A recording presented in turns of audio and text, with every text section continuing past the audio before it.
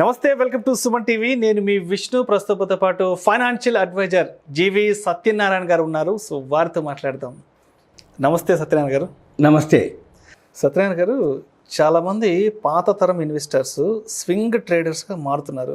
ఏంటి అసలు swing trading అంటే ఏంటి? సో దీని గురించి చాలామంది అడుగుతున్నారు. డీటెయిల్గా తెలియజేయగలరు? స్వింగ్ ట్రేడింగ్ అంటే ఏమీ లేదు. ఒక వారం రోజులు 10 రోజుల పాటు హోల్డింగ్లో ఉండే వాళ్ళందరినీ కూడా స్వింగ్ ట్రేడర్స్ అంటారు, స్వింగ్ ట్రేడింగ్ అంటారు. జనరల్గా ఇన్వెస్ట్మెంట్లో 3 ఉంటాయి: short term, medium term, long term.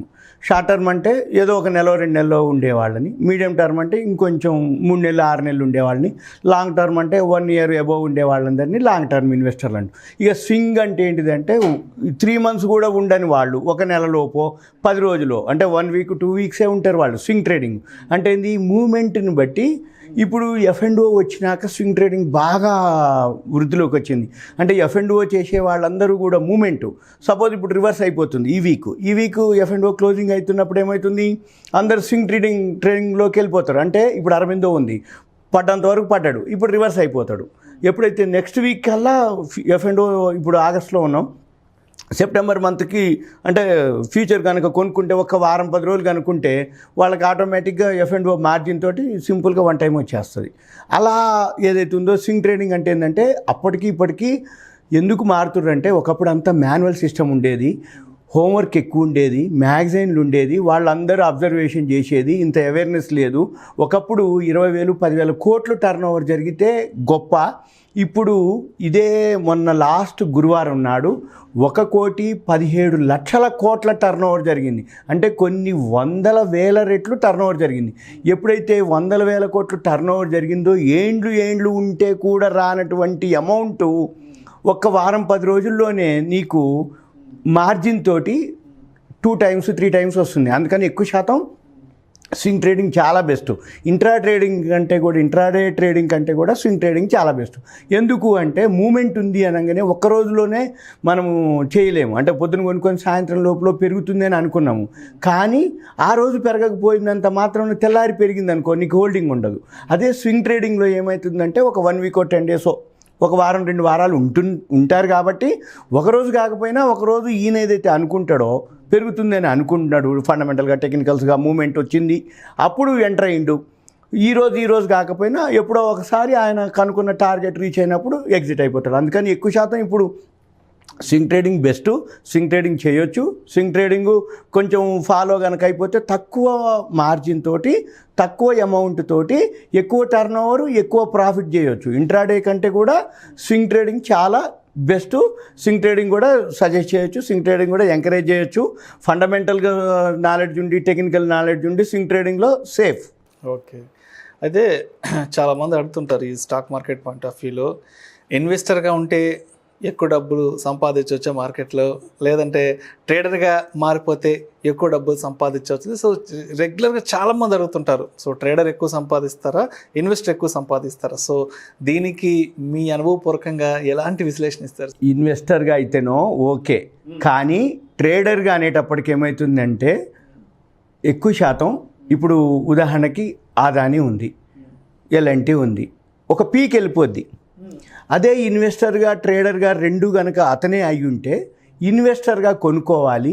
ఎప్పుడైతే టెక్నికల్గా పీక్ వెళ్ళిపోయి రివర్స్ అవుతుందో, అంటే యూటర్న్ తీసుకుంటుంది, అక్కడ ఆ యూటర్న్ ఎప్పుడైతే తీసుకుందో వి షేప్లో తిరిగినప్పుడు బై చేయాలి. రైట్ టర్న్ తీసుకుంటుంది, బాగా పైకి వెళ్ళిపోతుంది, దాన్ని రెసిస్టెన్స్ అంటారు, సపోర్టు రెసిస్టెన్స్. ఈ రెసిస్టెన్స్ ఎప్పుడైతే బాగా పైకి వెళ్ళిపోద్దో అక్కడ ఎగ్జిట్ అవ్వాలి. అప్పుడు ట్రేడర్ అంటే ఏంది? బిజినెస్ చేయటం, బై సెల్ చేయటం. ఇన్వెస్టర్ అంటే ఏంది? కొనుక్కొని ఉంచుకోవటం. ఇన్వెస్టర్గా ఉండాలి, ట్రేడర్గా ఆలోచించాలి. అంటే ఏంటిది? ఇప్పుడు ఉదాహరణకి ఉప్మా చేసినాం, జీడిపప్పు వేసి మంచిగా వేడివేడిగా తినాలి. కానీ అబ్బో ఉప్మా జీడిపప్పు వేసినావు, నెయ్యి వేసినావు అని చెప్పేసి రేపొద్దున తినటానికి కాదు అది. రేపొద్దున తిన్నాము అంటే ఇంకా అది ఇంకా చెత్తబొట్టే పడైపోయేది. అందుకని ఇన్వెస్టర్గా ఉంటూ ట్రేడర్గా, ఉదాహరణకి ఇప్పుడు ఎస్ బ్యాంక్ ఉంది, ఎస్ బ్యాంక్ పీక్ వెళ్ళిపోయి మళ్ళీ కిందికి వచ్చిండు వాడు. అంటే ఇన్వెస్టర్గా ఉన్నవాళ్ళు అలానే ఉండకుండా ట్రేడర్ కనుక అయింది అనుకోండి, ఎప్పుడైతే ఎస్ బ్యాంక్ ఫాలో అవ్వటం మొదలుపెట్టిందో అక్కడ ఏం చేస్తాడు? ఆయన పొజిషన్స్ అన్నీ ఎగ్జిట్ అయిపోతాడు. ఇప్పుడు సపోజ్ ఉదాహరణకి అంటే లాంగ్ టర్మ్లో ఉన్న వాళ్ళందరికీ అర్థమైపోతుంటుంది. అంటే ఒక షేర్ ఏమవుతుందంటే ఒక్కొక్క టైంలో ఒక సెక్టారు తీసుకెళ్ళిపోతారు.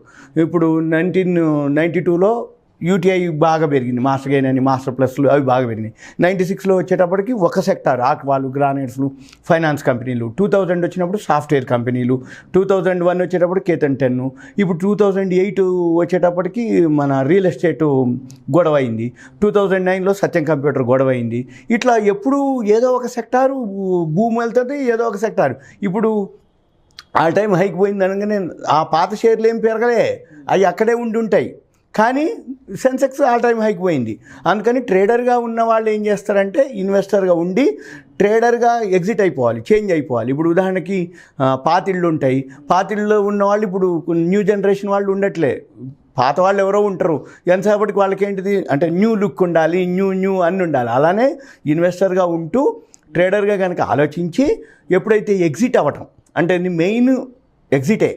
ఎంటర్ కంటే కూడా ఎగ్జిట్. ఎంటర్ అంటే ఉంది మామూలుగా ఎలాంటి మంచిది కొనుక్కున్నాం అయిపోయింది, ఎక్కడో దగ్గర మళ్ళీ పెరుగుద్ది. కానీ పెరిగినప్పుడు ఎగ్జిట్ అవ్వటమే అదనమాట. అది ట్రేడర్గా అయితేనే మనకి ఆలోచన వస్తుంది, ఏమని మనము ప్రాఫిట్ బుక్ చేసుకోవాలి అనేది. ఇంకొకటి కూడా ఎప్పుడైనా కానీ ఇన్వెస్టర్గా ఉన్నా కానీ ఎప్పటికప్పుడు ఉంచుకోక్కర్లే. ఇప్పుడు సపోజ్ 100 రూపాయల షేరు ఇప్పుడు విప్రో ఇంత అయింది అంత అయిందని చెప్తారు. డీమార్ట్ కూడా 12 రెట్లు అయిపోయింది, ఎల్ఎన్టీ ఇట్లా ఇన్ని అయిపోయింది, డేటా అంతుంది, ఏషియన్ పెయింట్స్ ఇంత అయింది, టైటాన్ ఇన్ని రెట్లు అయిందని చెప్తారు. కానీ ఎప్పటికప్పుడు ఎంతో కొంత ప్రాఫిట్ బుక్ చేసుకునే వాళ్ళైతే సేఫ్ అనమాట. ఉదాహరణకి టైటాన్ ఉంది, కొనుక్కుండు, ఒక 100% 200% పెరిగింది, ఓ 50% 30% 20% ఎగ్జిట్ అయిపోయిండు. ఇక మిగిలినవన్నీ ఏమవుతుంది, ఫ్రీ అయిపోతాయి. ఎప్పుడైతే ఫ్రీ అయిపోతాయో అప్పుడు ఆటోమేటిక్గా ఏం జరిగినా అంటే మార్కెట్ కొలాప్స్ అవ్వని, ఆ కంపెనీ కొలాప్స్ అవ్వని మనకేం కాదు. ఉదాహరణకి మా మామయ్య ఒక ఆయన ఉండు, నేను పెళ్ళి అయిపోయి హైదరాబాద్ 33 ఏళ్ల కిందట ఇక్కడ షిఫ్ట్ అయిపోయినా. మా మిస్సెస్ సెంట్రల్ గవర్నమెంట్ జాబ్ వచ్చింది, షిఫ్ట్ అయిపోయాను. రాగానే ఫస్ట్ మా మామ చెప్పింది, అరే మీ మిస్సెస్ జాబ్ ఉందిరా, మంచిగా పైసలు ఉన్నాయిరా, లోన్ వస్తుందిరా, 400 గజాలు ఎక్కడైనా సరే ఒక జాబ్ కొని 400 గజాలు కొని నువ్వేం చేయొద్దు, కాంపౌండ్ వాళ్ళు కట్టి వదిలేసి కొన్నేళ్ల తర్వాత నువ్వు ఎప్పుడు ఇల్లు కట్టదలుచుకున్నా 200 గజాలు అమ్మి 200 గజాలు పైసలు వస్తాయా, దాన్ని బట్టి ఇల్లు కట్టుకో, ఉంటుంది పోతే పోయింది, చల్. ఇక అదే అనమాట. అంటే ఏంది, మన షేర్లు కూడా ఎప్పుడైతే ఒక 100% దాటి 200% 300% అయిద్దో అప్పుడు మనం ఎంతో కొంత అమ్మేసి, ఇప్పుడు మేము చాలామందికి మా వాళ్ళందరికీ అదే చెప్తాం. ఇప్పుడు ఐపీఓలు వచ్చినాయి, మా పిల్లలు, మా మిసెస్, మా ఫ్రెండ్స్, మా బ్రదర్ వీళ్ళందరూ కిమ్స్ అప్లై చేసినాం, దేవయాని అప్లై చేసినాం, ఇది వచ్చింది అది వచ్చిందని చెప్తారు, దొడ్ల డైరీ వచ్చింది అని చెప్తారు.